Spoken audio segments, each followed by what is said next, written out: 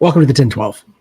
A little bit of a different show today. Normally we get an episode out on camera quality is atrocious. There we go.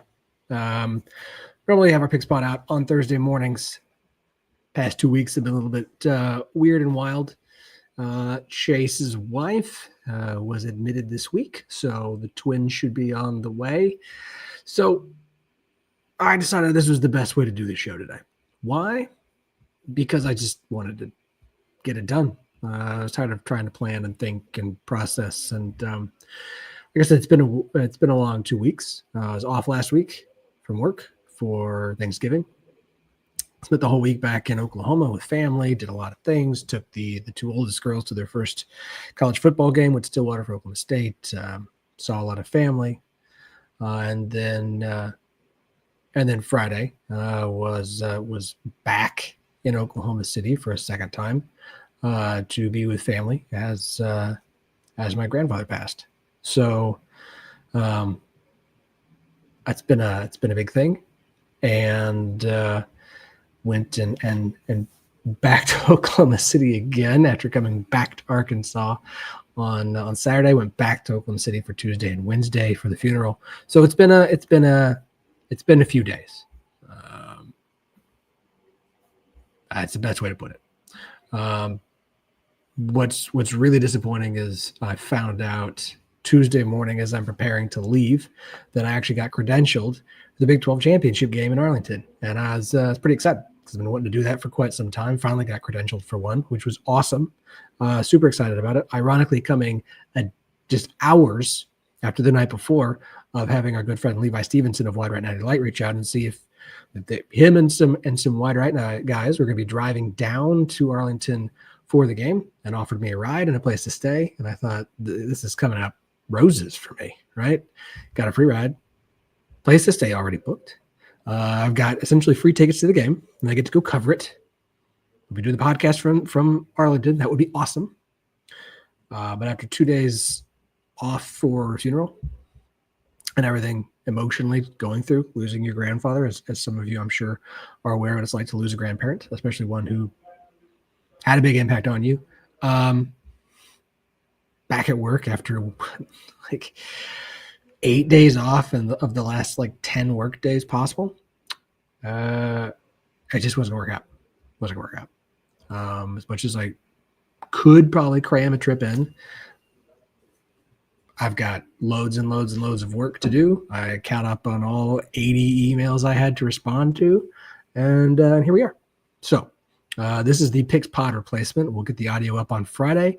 Just that we do this live here on YouTube. So if you hop in, Brian, thank you very much, sir. I appreciate it. Brian Metcalf, a longtime fan and friend of the podcast, so appreciate it. I got a bunch of notes here on my phone because that's typically where I keep all my notes. And so we're going to go through a few things. We'll make picks for the weekend. Obviously, it'll just be me. So I guess the formal intro, welcome to the 1012. Podcast covers all 16 teams of the Big 12 Conference. Flagship show, the 1012 Network. Find every show on the network at 1012network.com. Of course, we're partners with Sports Social, Europe's biggest sports podcast network. It's great. Go check them out. If you're a big soccer fan and you haven't gone to Sports Social yet, you really should. You really should. They've got so many great soccer podcasts, especially if you're a fan of Premier League, which I am. I am a fan of that. I'm going to try this. You guys ready? I'm going to try some toys and see if this works. Hey, look at that. 1012network.com. Just scrolling down there at the bottom. I'm going to try some toys. Why not? This whole thing is just let's see what happens. Let's see what we can do. No guest, no chase. Maybe we'll get Parker for the bowl games. Maybe we'll have teased Parker Fleming on the show all season long and never actually get him on the show. We'll just see what happens. Maybe we can get it for bowl games. Real quick, for Baylor fans, specifically the ones in the OSO media now, formerly our Daily Bears, the Discord channel, which I get in as much as I can. Sawyer Robertson. There you go, guys. You're welcome. That's for you. Got mad at my last episode when we talked a lot about No Sawyer Roberts. Talked about Shedeur Sanders, probably winning Big 12 QB1, Offensive Player of the Year. He did. I was trying to make a case for Arizona State's quarterback, whose name just completely escaped me. Forgive me. It's one of those shows. Being first-team quarterback, knowing he wouldn't be. He did get second team, so there we go. It's going to come to me at some point, or someone's going to listen to this later going, how could you not remember his name? In fact, I'm just going to pull up the team because I do have a few thoughts on the postseason awards for the Big 12 Conference that I think we need to talk about. Because, I mean, look, they're out. So it's worth having this conversation. Number one, I don't have a lot of major complaints. Shedeur Sanders, Offensive Player of the Year. Sure, Defensive Player, Travis Hunter. I'm not sure he's the best defensive player in the Big 12, but I also understand the impact he had, so I'm fine with it. Offensive newcomer, Jordan Tyson, wide receiver for Arizona State. Posted a lot about him this week since he won't be in Arlington for the Big 12 championship game. Sam Leavitt, thank you. That's the quarterback. Offensive Freshman of the Year as a redshirt freshman. Yeah, I'm good with that. I'm happy with that. Coach of the Year went to Kenny Dillingham. I think that's the right move. If your argument is that Deion Sanders should have won, I'm not going to argue with you. Both guys took two programs in their second season from obscurity. One got to Arlington, and one didn't. I mean, I think that kind of won out based off the fact that if your team is picked to finish last place in the preseason poll, and then you get there, you're going to be Coach of the Year. You get to the conference championship game. That's what Kenny Dillingham did. That gave him the edge. Done. Finished. If you disagree, again, completely understand. I'm not gonna argue with you. It's not worth arguing, and I don't have a problem with it.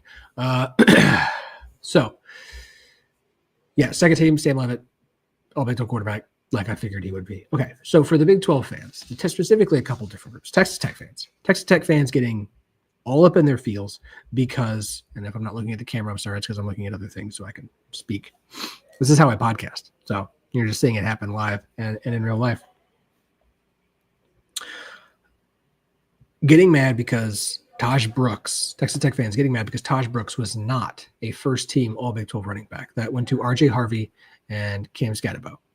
And they want to make the Scatabo comp as who Taj Brooks should have gotten it over. I get it. But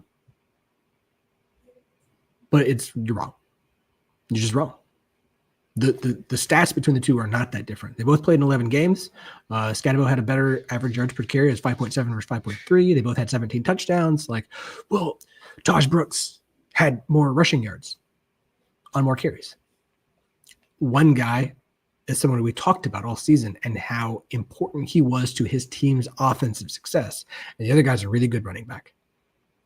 They're both really good running backs, but one has an impact that we talked about, an impact that got his team to the conference championship game. Other things did too. Defense obviously played a huge part in Arizona State getting there, and Texas Tech not, despite the fact that Texas Tech beat Arizona State and Iowa State. I don't think that's a point I don't think we can hammer nearly enough. But picking Taj and comparing him to Scatabo and saying you guys are wrong. No, wrong case. RJ Harvey's there because RJ Harvey put up ridiculous numbers on a team that isn't going bowling. That's where you might make the case, but you're not going to just because of the stats. Okay. Sorry, Texas Tech fans. The actual egregious omission here is a wide receiver.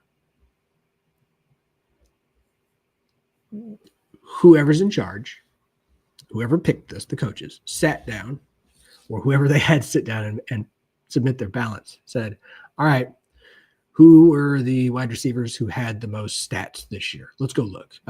We'll just pull up Big12sports.com. So we're going to figure this out, because I'm just a guy on the team who's been put in charge of doing this for the coach because he's got other things to do, like recruiting or preparing for a bowl game or replacing your staff or any number of different things. So let's just look at receiving numbers. There we go. Tedero McMillan, number one in the conference with 1,319 yards, followed by Travis Hunter and Jordan Tyson. Well, guess who's 1, 2, and 3 first-team wide receivers in the Big 12. T-Mac, Travis Hunter, Jordan Tyson. I don't care what numbers T-Mac put up this year. He's an incredible player. I think he might be the best flat wide receiver in the Big 12 from a talent standpoint. Yes, Travis Hunter will probably come off the board before him in the NFL draft, but T-Mac's going to be up there. Like him as a first-round pick. That's that. Those two guys, first-round picks, NFL draft. Nobody else is going to be who's a wide receiver in the Big 12 this year. Got it. Talent-wise, great. Awesome. This isn't about who's going to be picked higher in the draft. It's about not only what did you do in the Big 12, but to me, what you had as an impact has to matter too. Why is Jaden Higgins not in over T-Mac? There isn't an Arizona State player on the first team, offense or defense, and that team is in the conference championship game. T-Mac should have been second team to give him full credit for what he put up. But he was the only option at Arizona. That's why he got all the targets and 84 receptions. He had the most receiving yards. Cool. He had 8 touchdowns. That's solid. As long as 78, average yards per catch is 15.7. Like, I get it from a stat standpoint. He was the only option for them to go to. Jaden Higgins ran alongside Jalen Noel. Jaden Higgins was incredible this season. Higgins should have been over T-Mac. I'm not going to argue against Travis Hunter. It's a really talented wide receiving core, and Travis Hunter, the fact that he did what he did on as a wide receiver while also playing defense, he's in there. Jordan Tyson, we keep talking about the impact of the conference championship game because Jordan Tyson's not going to be in for Arizona State. I'm good with that. He was number 3 in the Big 12. Jaden Higgins should have been an over T-Mac on first team. Period. That's it. Sorry. Impact has to matter. Impact on the games and the teams finishing the standing does have to have some kind of impact. Unless you're just having an otherworldly season, it has to have an impact. It has to matter. Higgins should have been first team. He should. He was second team. That's great with Jack Beck and Josh Kelly. Cool. Awesome. Just 4 tight ends on the second team.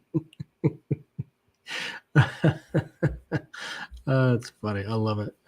4 tight ends. Oh, man. That's awesome. I love it. I love this stuff. I love postseason stuff. At the end of the day, it doesn't really matter. Like, preseason doesn't matter. Postseason does. Doesn't matter one. Obviously, a lot of changes going around in the Big 12 as far as coaching staffs go. West Virginia and UCF jobs are still open as of time of recording this. Going live at 4:12, 4 o'clock on December 5th, Thursday, December 5th. So those jobs are open. We posted across all the 10, 12 social media platforms. Which job is better? It's been fun because obviously UCF and West Virginia fans have very strong opinions on this, very strong feelings about whose team is better. It feels only right that I at least answer my own question. Here's what I'll say. I understand the history of West Virginia. I understand that West Virginia is the only game in town. It's not West Virginia. And here's why. Because guess what? Being the only game in town doesn't mean squat. Ask Arkansas. The financial situation at West Virginia is real. UCF is in a better financial situation. UCF has worked for the past few years to get their NIL situation in a better spot. They were not as prepared as we all thought they were heading into the Big 12. They're in a better spot now when it comes to NIL. They are in Florida. And while they're not Florida and they're not Florida State and they're not Miami, you still have an opportunity to bring in talent. They showed that this offseason with the transfer portal.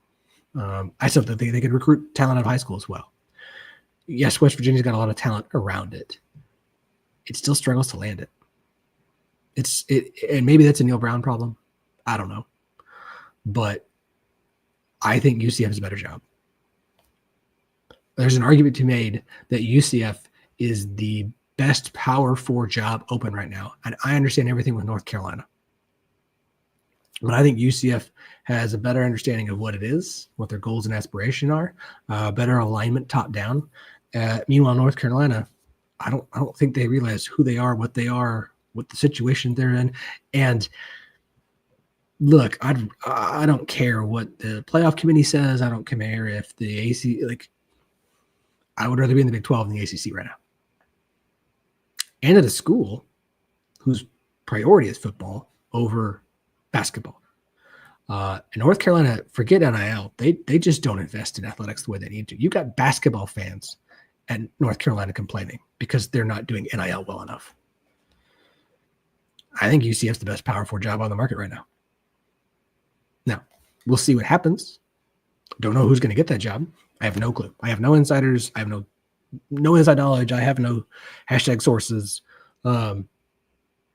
Whoever owns the @sources account on any social platform, I want one.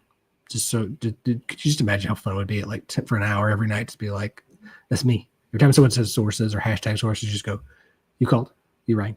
Come on. It's fun stuff. Well, we're on all the socials, by the way. 1012 Network on Twitter, 1012 Network on Blue Sky, 1012 Pod on Instagram and Threads. Although Blue Sky and Twitter's where we've always done the most. I'm putting the investment into Blue Sky because it's fun. And the deck.blue sky, the fact that they have the old tweet deck, Blue Sky copied it over, and Threads has one too. It's awesome. I love it so much. It's incredible. So good.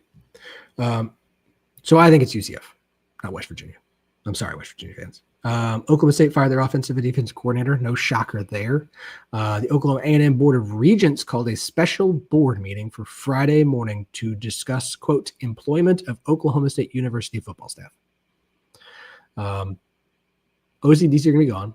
They're going to have to hire someone new in both those spots. There's so many OSU social accounts with hashtag sources that after a while you're just like, yeah, well, my guy, whatever. I don't know who they'll hire. We'll see. I've heard some things about this board meeting isn't just about approving for new OCDC hires and whoever else they're going to have to replace, because I don't think that's going to be the end of who is back and not back at Oklahoma State next season after your 3-9 year. I don't mean Gundy, but I'm not going to be shocked if Gundy's never-ending contract that just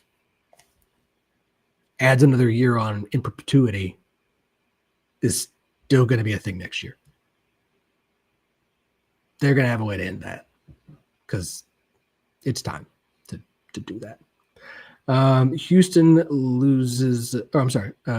Texas Tech lost offensive coordinator Zach Kitley, took the head coaching job at Pitbull University. It's FAU for those of you. FAU. Who don't know. Texas Tech went and stole Houston's defensive coordinator to come in and be their new C after they fired their previous one, which is a great hire, by the way. Oh, and then they just stole Texas State's offensive coordinator reportedly, and that's perfect hires. Houston couldn't match or beat Texas Tech's offer to their defensive coordinator. We had these preconceived notions about some of these programs, especially the ones that were joining the Big 12. And I think fans had these preconceived notions about their programs before they joined the Big 12, when they joined the Big 12, UCF, Houston, even Cincinnati, that I don't think were accurate. I think we were all wrong on a lot of cases. And they had a lot more work to do to just get caught up to some of the other current Big 12 schools, which is kind of what was in reality. Speaking of Cincinnati, we need to chat with the Viva La Cats boys. Signing day early signing period's done. Cincinnati has the lowest rated Big 12 class, and they ended the season on a 5-game losing streak. And there's been no talk of anything out of Cincinnati. No conversation about Satterfield, no conversations about offensive coordinators, defensive coordinators. Brennan Sorsby is back. The tweet was that they negotiated to bring him back. The tweet from Thamel read like something you would get from an NFL player renewing his contract to come back. It was the weirdest tweet. You're like, oh, okay, that's college football now, folks. That's college sports. It is what it is. I'm really curious what they do at Cincinnati there. Okay. Yeah. We good? I got one viewer. Maybe it's still Brian. We'll see. If anybody is in the chat and hop in, say hi. Let me know if you love this or hate this. Hello, Brian. There he is.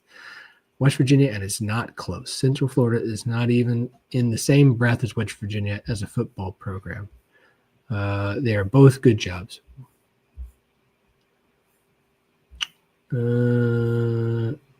UCF, better academics, location, recruiting. West Virginia has more fans, more history, bigger stadium, and more money. West Virginia's broke. UCF is in Florida, which is something, I guess. I love college football fans. I love all of it. West Virginia, WVU, and it isn't close. I love when it's like, it isn't close. It's not close. It's not even remotely close. It's not close. Every Big 12 school is close. It's all close, folks. It's all close. This feeds into that whole like, y'all, nobody's going to run this conference. Nobody is going to run this conference. No one's going to suddenly rise up and be the old Oklahoma and own this conference for a decade. It's not going to happen. It's not going to happen. It's not going to happen. It's not going to happen. Brian, West Virginia is closer to superior wineries and breweries. That's about it. Having not sampled the alcoholic wares of West Virginia, or really much of Orlando either, I can't have a fair assessment of that, Brian. But I appreciate it nonetheless. I thought about cross doing this on social, and I didn't. That's okay. It's all right. Okay, let's pull up the picks and get results for last week's show. We're always going to do that here on a picks pod, and this is technically a picks pod. So let's pull up last week. I know for a fact, being the person who tracks all this, that we all had a winning week last week. Everyone had a winning week. And I say everyone, is me and Chase, because we didn't have a guest last week. It's okay. Thanksgiving week being what it is, having to move schedules around, right? Because I wasn't where I normally am. Chase and I both went 5-4 last week. How did we do? 2-2 in consensus picks. So not really a consistent curse, but 2-2. I hit on Colorado minus 16.5, hit on Utah plus 9.5, hit on the over 61.5 in Baylor, Kansas, hit on Arizona State minus 8.5, and hit on the under 61.5 in the Egg Bowl. Thanks, Chase, for that one. Appreciate it. And this is where West Virginia plus 3.5. Chase made the comment after I made that pick of like West Virginia either wins outright as a dog or get blown out. And once that game started, I read this game so wrong. Neil was absolutely done. The team played like it. The missed on the over 58.5 in Cincinnati TCU, missed on the over 51 in Kansas State, Iowa State, missed on the under 41.5 in BYU Houston. The only one I like, Iowa State, Kansas State was the right call. You had 2 missed field goals and 2 turnover on downs within the opponent, like 20. It was the right call. That was short by 2 points. Yeah. It was the right call. Chase 5-4. Oh, that brings me to 62-58. Chase 5-4. Hit on Colorado minus 16.5. Hit on Utah plus 9.5. Hit on Baylor plus 2.5. Hit on the over 64 in Texas Tech, West Virginia. Texas Tech did all of that basically, and hit on TCU minus 3.5. The misses were the under 53.5 in Arizona State, over 51 in Iowa State, Kansas State, under 41.5 in BYU Houston. It's only the second time all season that an under didn't hit for Houston. And the Army minus 7 was wrong. He took the wrong one of his own picks again. He did. Took the wrong one. Chase isn't here, so whatever I do today is not going to count against the record. But I'm going to make some picks nonetheless, because this is, again, a pick show. And while I may not be the professional, I'm going to talk about these anyways. Let's start with the SEC championship game, Texas, Georgia, 3 p.m. Central Time, God's time, because all games we pick here are God's time. On ABC, Texas is our good friends at VSiN have all these numbers for us that I use each week. I have a few different options. Texas is currently about a 2.5, 3-point favorite in this one, depending upon the book. Total is 49.5. Of our friends, Texas is the favorite. SP Plus has Texas minus 1.5. FEI has Texas minus 5.8. Beta has Texas minus 9.89. And Parker has Texas minus 3.28.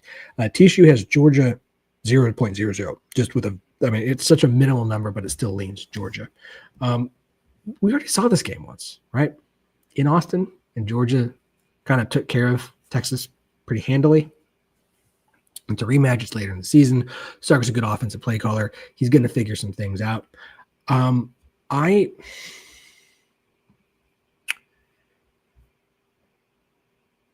totals don't help me. I have anywhere, because right now the total in this is 49.5. I have anywhere from as low as 45.34 by Parker to 52 by SP Plus. So, I think I actually would take Texas this time. It's a rematch. And a rematch is, I tend to favor the team that lost the first time, unless there's some, I don't care what the score was, unless there's an obvious, like, this team is just way more talented than that one. And that's not the case in Texas, Georgia here. I don't care that this one's at Mercedes-Benz. Like, that was in Austin. Now you're going to be in the state of Georgia. I think I'd just take Texas minus 2.5 by less than a field goal. I think I like Texas. I think the defense is going to have a better game plan. I don't like Georgia's offense. It's definitely not a rematch against a good Texas defense. I don't love Texas's offense. I would actually probably lean the under, but I think I'll go ahead, since I can get it for less than a touchdown or less than a field goal. I'll take Texas minus 2.5. Okay. Big Ten game, 7 p.m. CBS, Oregon versus Penn State at the moment. It's a night game. Down there at the bottom of the list. Man, there's some random ones in here. Okay. We've got Oregon as a 3.5-point favorite over the Nittany Lions. Total in this one is 49.5. Everyone favors Oregon. SP Plus is Oregon minus 3.2. TSU is Oregon minus 3. FEI is Oregon minus 3.3. Beta is Oregon minus 3.56. Parker is Oregon minus 4.22. I don't care what the numbers say. Give me Oregon. I don't care. What has Penn State done to make me think that they're going to beat Oregon or keep this close in the end? They have one win this season over a team with more than 7 wins. They beat 9-3 Illinois. That's one of only 2 teams with more than 7 wins. They've played all season. The other one was Ohio State. They lost that game. It was a 7-point loss at home, but they went up 10-0, and Ohio State outscored them 20-7 the rest of the way. No. I don't think Penn State's offense will keep up with Oregon. I don't care what the projections say. I think Oregon handles this one fairly easily. So I'll take Oregon minus 3.5. Look at me taking all these favorites. Ain't that fun? Okay. Next one up, ACC Championship game, 7 p.m. on ABC. SMU versus Clemson. SMU is currently about I got anywhere from 1.5 to a 2.5-point favorite. Total 55.5, pretty much across the board. I don't know. I have no read on this game. Here's the deal. I think if part of the problem for me is, like, it's Clemson, they're not that good. SMU's solid. SMU hasn't played any team with the talent on the roster that Clemson has all season. Because let me remind you, let's pull up old SMU's schedule, shall we? Let's see who they've played this year. They're 11-1. One loss, of course, being 10-2, BYU. One at Nevada, beat Houston Christian, TCU, Florida State, Louisville, who finished the year 8-4, Stanford, Duke, Pitt, who at the time was ranked, finished 7-5, Boston College, Virginia, Cal, and they placed Clemson. So of the teams who finished in the upper half of the ACC, SMU finished 8-0, number 1.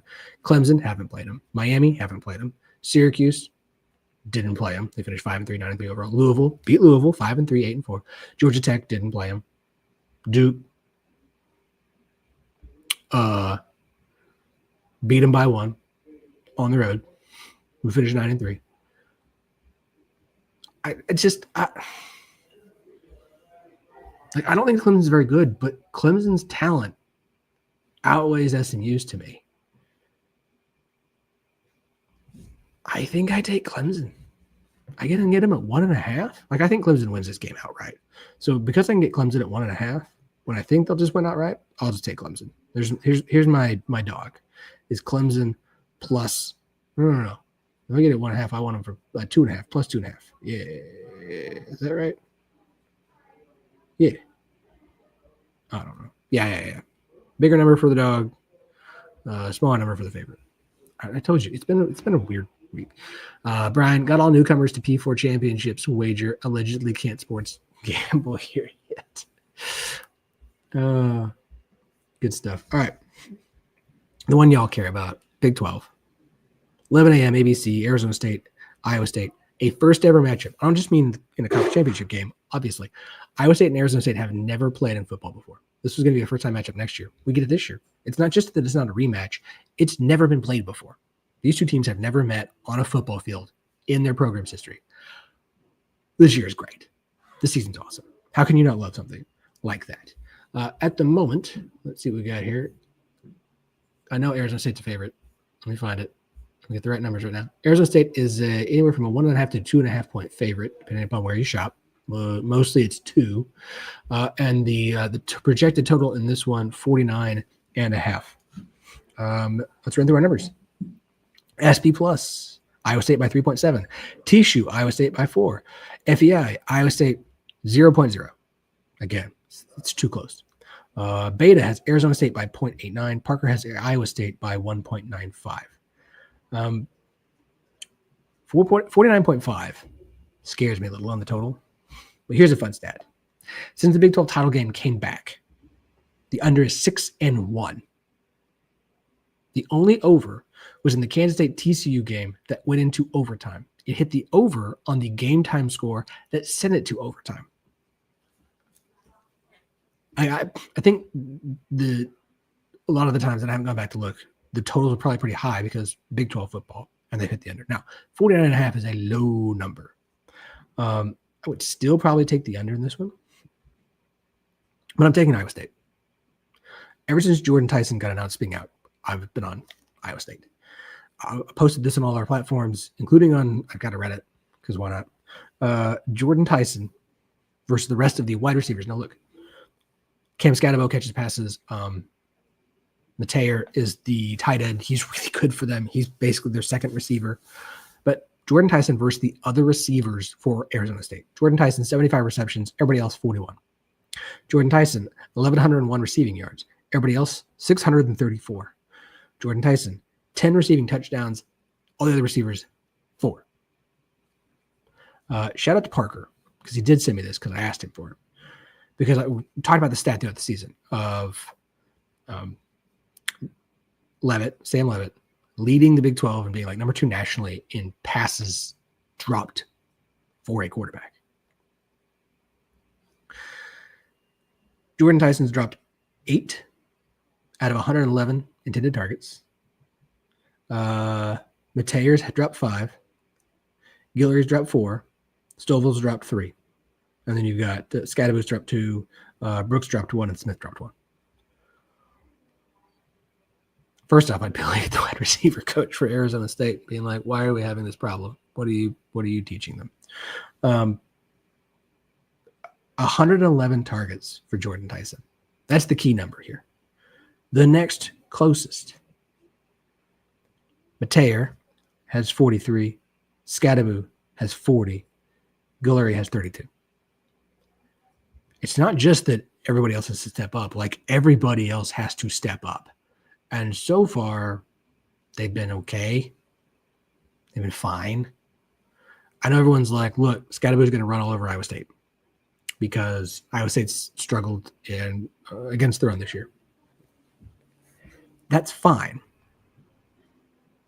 But if I'm Iowa State, I'm going to come out and just run my normal defense and see if we can stop Scatterbo without an extra guy in the box. And if we can't, I'm going to load the box and say, okay, Sam Leavitt, beat us without Jordan Tyson.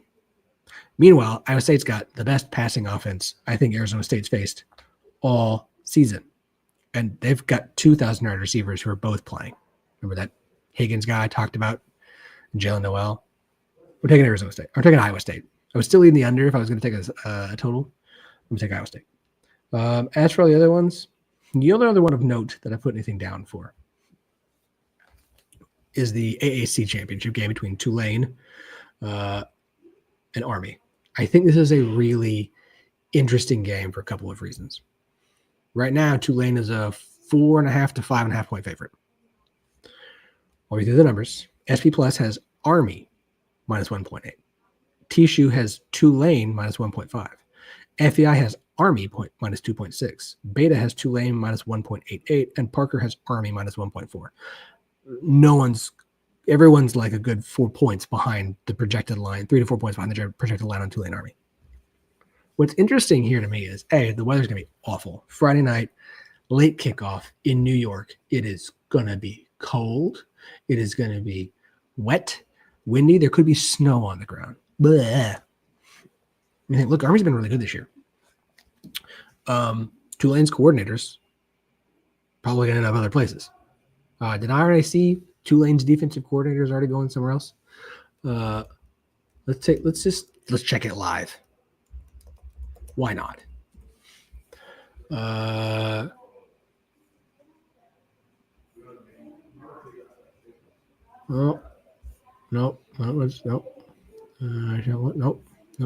At the moment, no.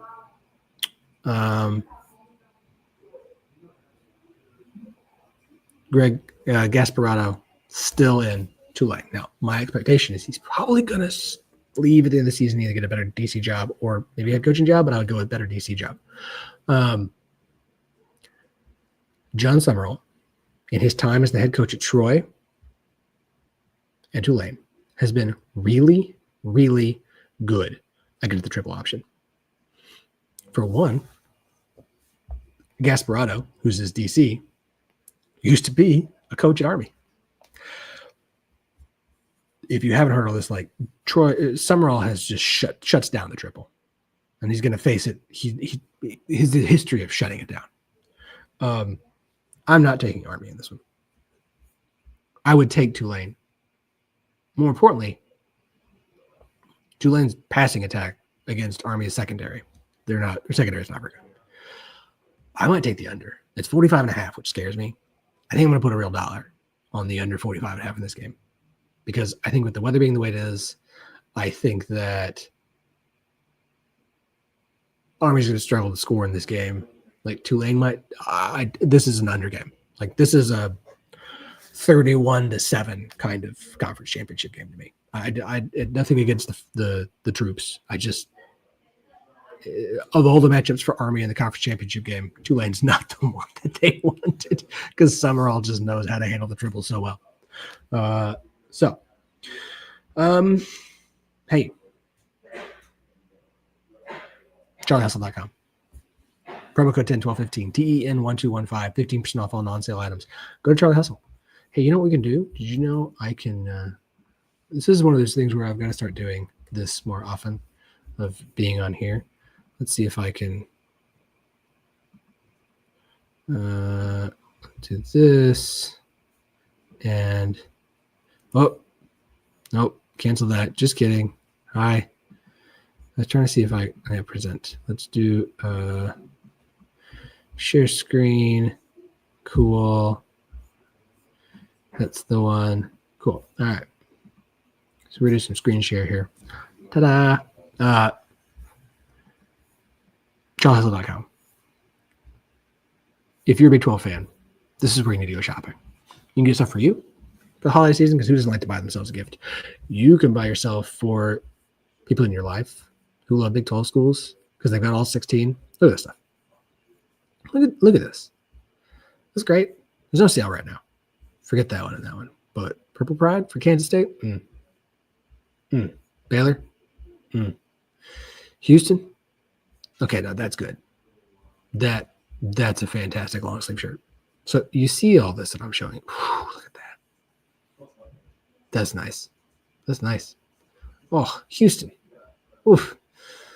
Point of all this is none of those. Forget those. charliehustle.com. Promo code 101215, TEN1215, 15% off all non-sale items. We love that Charlie Hustle has been a sponsor for the show and the network as a whole. They love the Big 12. They got tons of stuff. I bet you they're going to be there in Arlington for the conference championship game. I would love to be there with them. I really would. It'd be fun. Go to charliehustle.com, support this wonderful company who supports us, supports Big 12. We'd appreciate it. OSU Wrestling Championship shirt from 1994. This is what Brian says. So let's pull it up. Shout out to Brian for watching this whole thing. I appreciate that, man.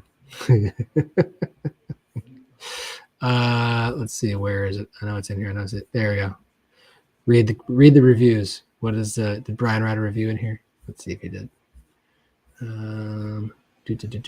One review.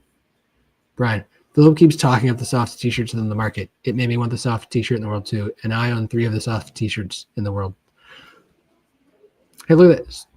Hello, Brian. This is awesome. Shout out 1012 Network. We're so happy to hear that you're loving your new super soft tees. See? It's not just me. It's not just me. That's all I'm saying.